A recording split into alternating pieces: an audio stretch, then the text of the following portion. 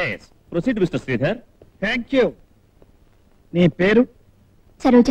Saroja. Miss Saroja, you are beautiful and lovable. I love you. I can't live without you. I will die for you. నువ్వు లేనిదే నేను బ్రతకలేను. కానీ నీ అందానికి ముగ్ధులై నిన్ను ప్రేమిస్తున్నానని నీ వెంటబడ్డ వాళ్ళు ఎవ్వరూ లేరా? చాలా మంది ఉన్నారు. వాళ్ళ మాటల్ని వాళ్ళ ప్రేమను నువ్వు నమ్మలేదు, వాళ్ళతో చరువుగా తిరగలేదు, అవునా? అవును. వాళ్ళలో రాజా లాంటి వాడు, అంటే ఐ మీన్ అంత డబ్బున్నవాడు ఎవ్వడూ లేడా? లేరు. Mister justice, note this point. Miss Saroja, Raja కోటీశ్వరుడి కొడుకని నీకు తెలుసు. తెలుసు. అతని అంతస్తుకు నువ్వు ఏమాత్రం సరితూగవని కూడా నీకు తెలుసు. తెలుసు. అయినా అతను నిన్ను ప్రేమిస్తున్నాడని, పెళ్లి చేసుకుంటాడని నువ్వు నమ్మావు. నమ్మాను. పిచ్చిగా నమ్మాను. గుడ్డిగా నమ్మాను. కారణం? ప్రేమంటావు, పిచ్చంటావు. All right. మీరిద్దరూ ఆ ప్రేమతోనే పబ్లిక్ గా పగలనక రాత్రనక సినిమాలకు, హోటళ్లకు, పార్కులకు, క్లబ్లకు విచ్చలవిడిగా తిరిగారు, అవునా? అవును. Good good. మరి మీ ఇద్దరు వయసులో ఉన్నారు కదా, అంత ప్రేమగా పిచ్చిగా చనువుగా కలిసిమెలిసి తిరిగినప్పుడు మీరిద్దరూ ఒకరినొకరు ముట్టుకోలేదా? మీకెలాంటి ఆవేశమూ కలగలేదా? కమాన్, టెల్ మీ ట్రూత్. చెప్పలేవు, కానీ కోర్టులో అందరి ముందు రాజా నిన్ను రేప్ చేశాడని మాత్రం చెప్పగలవు. ఇది చెప్పలేవు. ఓకే. రాజా నీ కోసం ఎప్పుడైనా డబ్బు ఖర్చు పెట్టేవాడా? నేనొద్దంటున్నా విపరీతంగా ఖర్చు పెట్టేవారు. నీకు ఎప్పుడైనా డబ్బిచ్చాడా?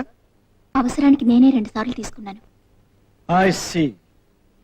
మిస్ సరోజ, నిన్నింత నమ్మించిన వాడు, నీ అవసరానికి డబ్బిచ్చిన వాడు నిన్ను బలాత్కరించవలసిన అవసరం ఏమొచ్చింది? పెళ్ళయ్యే వరకు అలాంటి సంబంధానికి నేను ఒప్పుకోలేదు. అంటే నీకింతవరకు ఏ మగాడితోనూ సంబంధం లేదంటావు? లేదు, ముమ్మాటికి లేదు. ఉంది. నీకు సంబంధం ఉంది. అబద్ధం, పచ్చి అబద్ధం. నువ్వు చెప్పేదే అబద్ధం. నీకు ఎంతో మందితో సంబంధం. లేదు, లేదు, ఆ, లేదు. ఒక్కరితో కాదు, రాజా కంటే ముందు నీకు 4 సంబంధం ఉంది. లేదు, లేదు, లేదు. మిస్టర్ జస్టిస్, ఈ ఎగ్జిబిట్ చూడండి. ఆమెకు ఎవరెవరితో ఎలాంటి సంబంధాలు ఉన్నాయో మీకే అర్థమవుతుంది. అన్యాయం, ఘోరమైన అన్యాయం. ఆ ఫోటోలు కల్పితం. వాళ్ళెవరో నాకు తెలీదు. నాకు తెలీదు. భగవంతుడు సాక్షిగా నాకు తెలీదు. నాకు తెలీదు. మిస్టర్ జస్టిస్, కోటీశ్వరుడు కొడుకైన ఈ రాజా తనే కావాలనుకుంటే తనకున్న డబ్బుతో ఇంతకంటే అందమైన అమ్మాయిల్ని ఎంతమందిలో కొనుక్కోగలరు.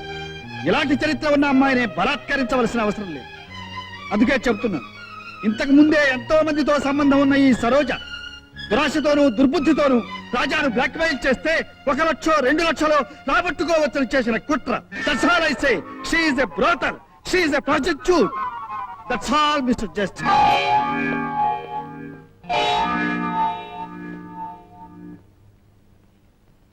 రాజా మిస్ సరోజను మానభంగం చేశాడని చేసిన ఆరోపణ అబద్ధమని కోర్టు వారు నమ్ముతున్నారు.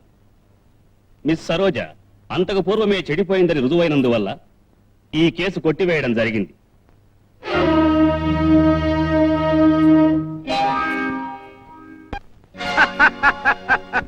అమ్మ మేనల్లుడు, ఎంత ఎదిగిపోయావురా.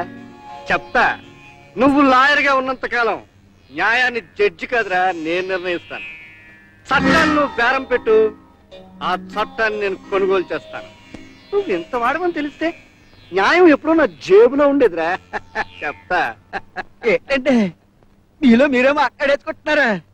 రే గుణిక, ఇంత గొప్ప విషయం నాకు ఇంతవరకు తెలియలేదురా. ఏంటంటే నాకు గొప్ప మేనల్లుడు ఉన్నాడని, వాడు గొప్ప లాయర్ అని, వాడు ఏం చెప్పినా న్యాయస్థానం వింటుందని, ఇహ నుంచి దత్తుడు ఎవరిని పాతి పెట్టినా ఎవరిని హత్య చేసినా పర్వాలేదని, న్యాయాన్ని ముక్కుకు తాడేసి ఇష్టం వచ్చినట్టు ఆడించొచ్చని చెప్తా. నాకు ఏడిపోతున్నట్టుంది. ఏంటండి ఎందుకురా? మీరు అనుకున్నది ఏది జరగట్లేదు.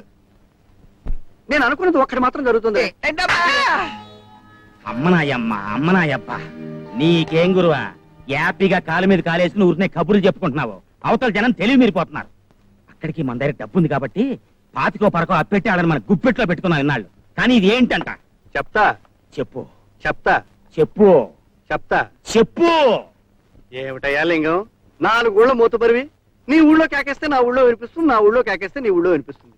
అయినా గవర్నమెంట్ పబ్లిక్ గా నీ మున్సబగిరి లాక్కుంటేనే నువ్వు ఇంత ఉద్రేకపడలేదు ఏమిటయ్యా ఉద్రేకం కూర్చొని చెప్తా ఏంటి చెప్పేది? సిద్ధిలిగూడెం లేదు, ఆ, సిద్ధిలిగూడెం. ఏదా ధవళేశ్వరం ఫిర్కా ఆ, ఆ, ఇక్కడెవడో అనామకుడు 4వ క్లాస్ చదివాడంట. అప్పటికే పెద్ద నాయకుడిని అయిపోయాను అనుకుంటున్నాడు ఆడు. మన దగ్గర తనఖా పెట్టిన భూమి గురించి ఒకటే తగాట. కర్రలతో సహా జనాన్ని ఎంటేసుకొచ్చి నన్ను బెదిరిస్తున్నాడు. ఉమ్, ఇదేనయ్యా వెళతా వచ్చింది తగదా బొత్తిగా తెలియని వాళ్ళు ఇంత చదువుకుంటే మన నెత్తి మీద ఎక్కిపోతారు ఏమిటంటాడు వాడు 4 రోజుల్లో మనం భూమిని ఖాళీ చేయకపోతే అరకలు కట్టుకుని వాళ్ళే తుమ్మేసుకుంటారంట. ఆహా ఆ రకాల అప్పులు కూడా మనం ఇవ్వాలి ఆ వెధవులకి ఇదిగో, మాటల్లో మనం వాళ్ళని లొంగ తీసుకోపోతే మందు కొట్టేస్తారు. ఆ తర్వాత మన చేతుల్లో ఉండరు. మనం ఓ పని చేద్దామండి ఏమిట్రా మనం వెళ్ళి అక్కడ కాళ్ళు అట్టుకుందామండి ఈడేబడయ్యా మధ్యలోను. నేను దేశానికి దత్తుడిని ఈ వెధవ నాకు దత్తుడు ఓ పని చేయండి వెళ్ళి నున్నగా గుండు కొట్టించుకురా అండి నాది అబ్బబ్బబ్బా, నవగ్రహాలు నా చుట్టూతా తిరుగుతున్నట్టున్నాయి. అసలు ఈ సమస్యను ఎట్టా పరిష్కారం చేయాలి అది చెప్పు నాకు. చెప్తా నా దగ్గర 4 మనుషులు ఉన్నారు వాళ్ళని నీకు ఇస్తా తీసుకెళ్ళు ఆ నాయకుడు ఎక్కడున్నాడో పట్టుకో రాత్రి ఆయన లేపే ఆ తర్వాత నేను జైల్లో కూర్చుని ఊసలు లెక్కట. ఏంటయ్యా నువ్వు చెప్పేది? ఎందుకయ్యా భయపడతావు ఆ నాయకుడు చావుకు ముహూర్తం పెట్టి అవసరం అయితే 4 రోడ్ల మధ్య ఆడు చావు నాడుతూ చెప్పి మరీ చంపు ఆ తర్వాత ఏం చేయాలో నేను చూసుకుంటా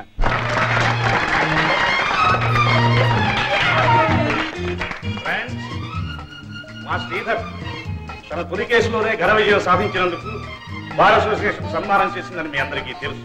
అది నాకు చాలా గర్వకారణం. ఆ విజయాన్ని పురస్కరించుకుని ఇప్పుడు ఈ పార్టీ ఏర్పాటు చేశారు. Now, give him a big hand. మరొక్క మాట, మా శ్రీధర్ మీకు లాయర్ గానే తెలుసు, కానీ ఇంత ప్రతిభావంతుడైన లాయర్లో ఒక అద్భుతమైన ఆధునిక కవి కూడా దాగి ఉన్నాడు. ఈ అద్భుతమైన కవి ఒక అద్భుతమైన గేయం రాశాడు. అది నేను విన్నాను. ఇప్పుడు మీరందరూ కూడా వినాలి. Carry on, my boy.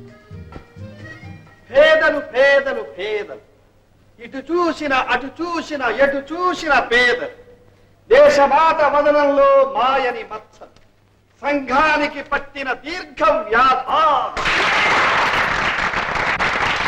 ఎన్నటికీ చిగురించని మూడులు కలిగిన వారల కలకల చూచి కడుపు పండి ఏడ్చే ఏడ్పులు పెరగలేని తమ బలహీనతను పరుల దోపిడిగా అరిచే అరుపులు ప్రజాస్వామ్య పరిరక్షణకిచ్చిన ఓటును నోటుకు అమ్మే దరిద్రులు